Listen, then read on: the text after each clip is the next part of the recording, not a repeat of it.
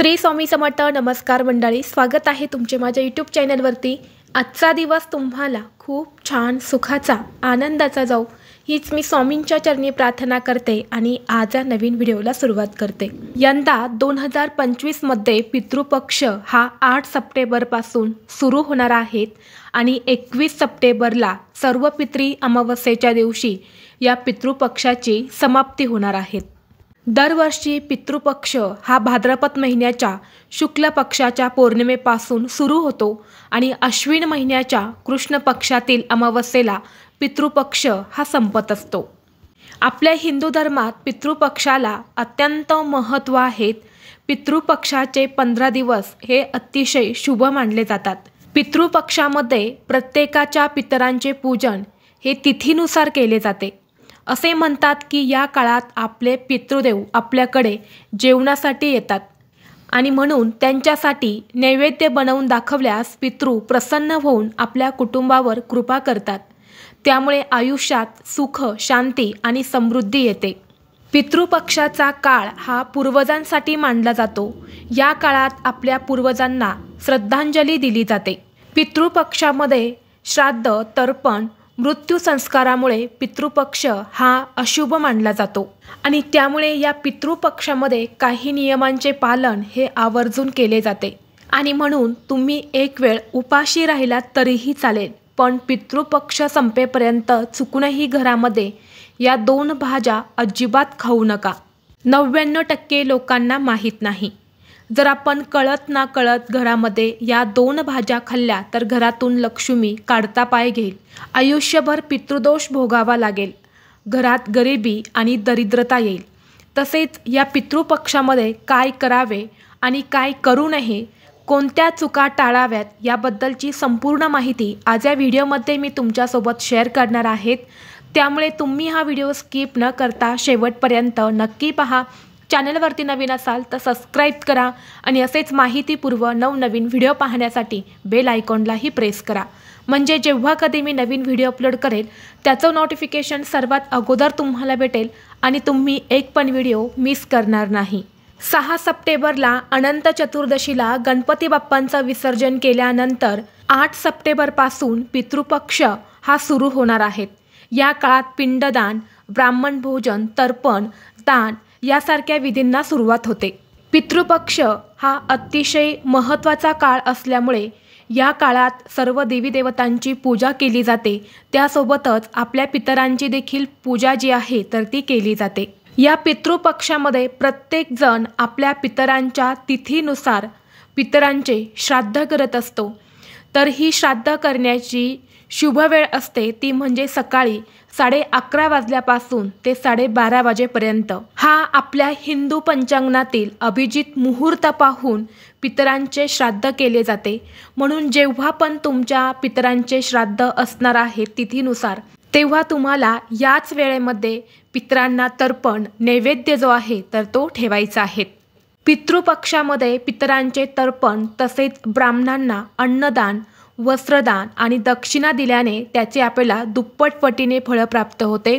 तसेच आपले पूर्वज हे आपल्यावरती प्रसन्न होऊन आपल्याला सुखी संसाराचे आशीर्वाद ते देत असतात. म्हणून पितृपक्षामध्ये आवर्जून ब्राह्मणांना अन्नदान, वस्त्रदान हे करावे.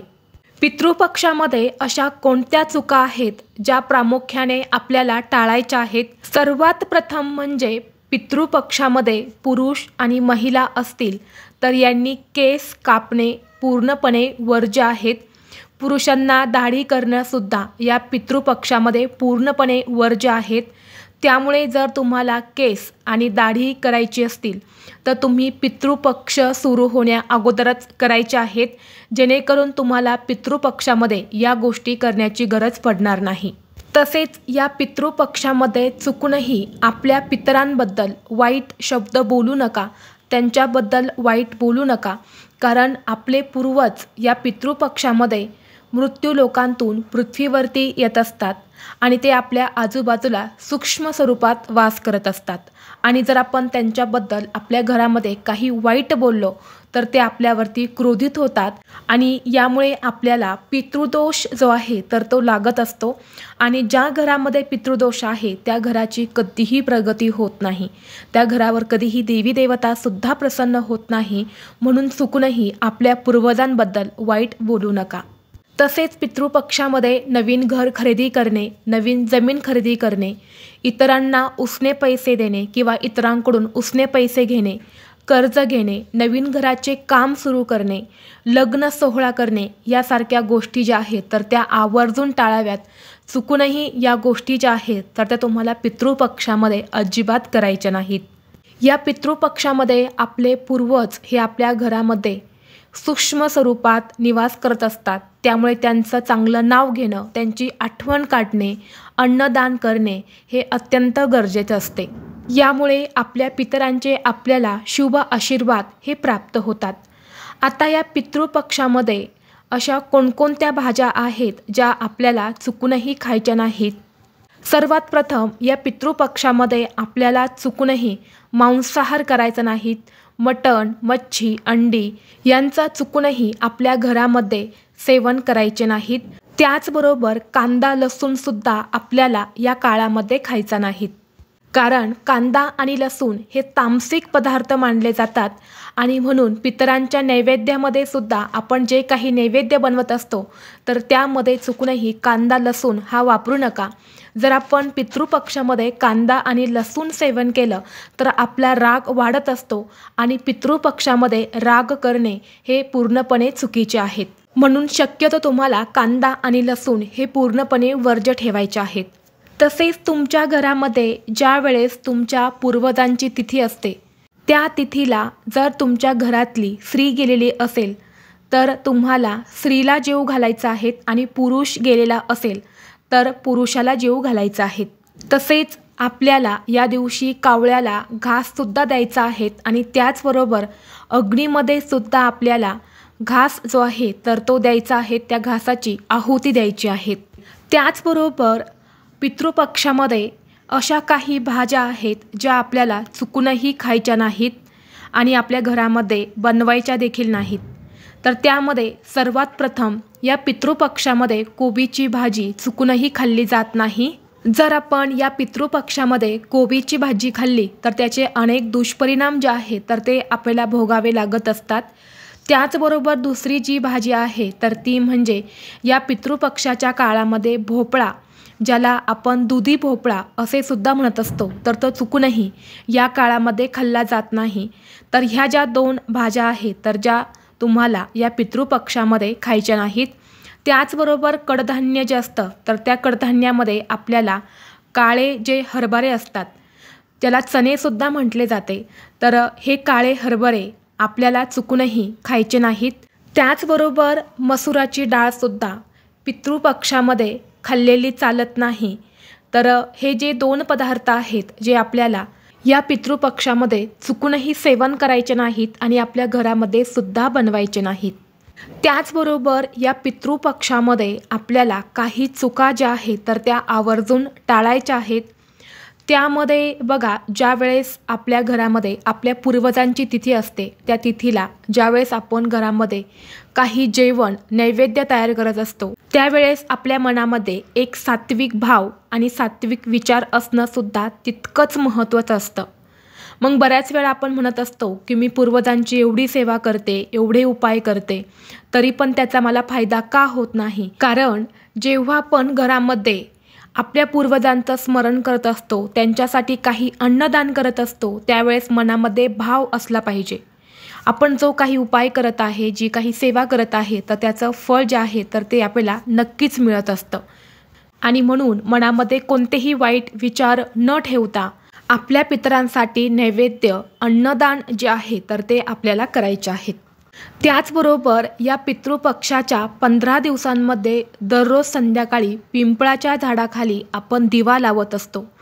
जर तुम्ही नसल लावत तर तो लावायला सुरुवात करा, कारण या पिंपळ वृक्षामध्ये आपले पूर्वज हे निवास करत असतात. आणि जेव्हा आपण पितृपक्षामध्ये पूर्वजांसाठी पिंपळाच्या झाडाखाली दिवा लावतो तर त्यावेळेस जे काही पुण्य आहे तर ते आपल्याला मिळत असते, आपल्या वाट्याला येत असते। त्यामुळे या 15 दिवसांमध्ये दररोज पिंपळाच्या झाडाला जल अर्पण करून संध्याकाळी तिथे एक दिवा लावायचा आहे। परंतु तुम्हाला हा दिवा लावताना जल अर्पण करताना एक महत्त्वाची गोष्ट ध्यानात ठेवायची आहे की या पितृपक्षाच्या 15 दिवसांमध्ये चुकूनही आपल्याला या पिंपळाच्या झाडाला स्पर्श करायचा नाही।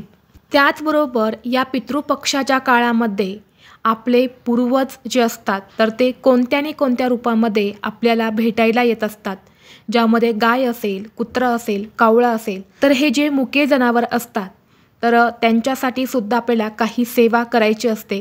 जसे की तुम्ही कावळ्यांना दही भात खायला ठेवू शकता। दही भात ठेवताना त्यावरती थोडेसे काळे तीळ टाका, कारण काळे तीळ हे आपल्या पूर्वजांना समर्पित असतात। यामुळे पूर्वज जे आहे तर ते आपल्यावरती प्रसन्न होत असतात, म्हणून कावळ्यांना दही भात तुम्ही खायला ठेवू शकतात। गाय असेल, कुत्रा असेल त्यांना तुम्ही चपाती खायला देऊ शकतात। तसेच ज्या दिवशी आपल्या पितरांची तिथी असणार आहे, श्राद्ध असणार आहे, तर त्या दिवशी तुम्ही गाईला खीर आणि चपाती ही आवर्जून खाऊ घालू शकतात। यामुळे आपल्या घरामध्ये असणारा पितृदोष हा दूर होतो आणि पितृदोष हा पितृ आशीर्वादामध्ये बदलत असतो। तर हे काही नियम जे आहेत तर ते आपल्याला आवर्जून या पितृपक्षामध्ये पाळायचे आहेत, जेणेकरून या पितृपक्षाचं जे काही पुण्य आहे तर ते आपल्याला मिळत असतं। त्याचबरोबर या पितृपक्षामध्ये आपल्याला आपल्या पूर्वजांसाठी दिवासुद्धा लावायचा असतो।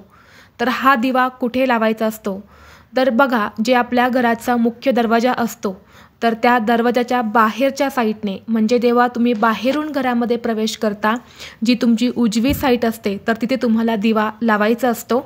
आणि जर मुख्य प्रवेशद्वारावरती तुम्हाला लावणं शक्य नसेल तर तुम्ही तुमच्या घरामध्येच जी दक्षिण दिशा असते तर दक्षिण दिशा ही पूर्वजांची दिशा मानली जाते, म्हणून तुम्ही दक्षिण दिशेला दिव्याची वात करून पूर्वजांसाठी हा दिवा लावू शकता। यामुळे पूर्वज हे प्रसन्न होतात, तृप्त होतात आणि आपल्याला शुभ आशीर्वाद ते देत असतात। त्याचबरोबर सकाळचे 11:30 ते 12:30ची जी वेळ असते तर ती आपल्या पूर्वजांची असते। त्यामुळे दक्षिण दिशेला तोंड करून पितृस्तोत्राचं पठण तुम्हाला आवर्जून करायचं आहे।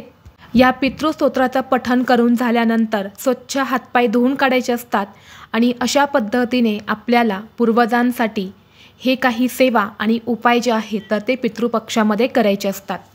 व्हिडिओ तुम्हाला आवडला तर लाईक करा, चॅनलवरती नवीन असाल तर सबस्क्राईब करा आणि हा व्हिडिओ आपल्या मित्रपरिवारासोबत जास्तीत जास्त शेअर करा। चला तर मग भेटू असंच पुढल्या एका नवीन व्हिडिओमध्ये। तोपर्यंत सर्वांना श्री स्वामी समर्थ।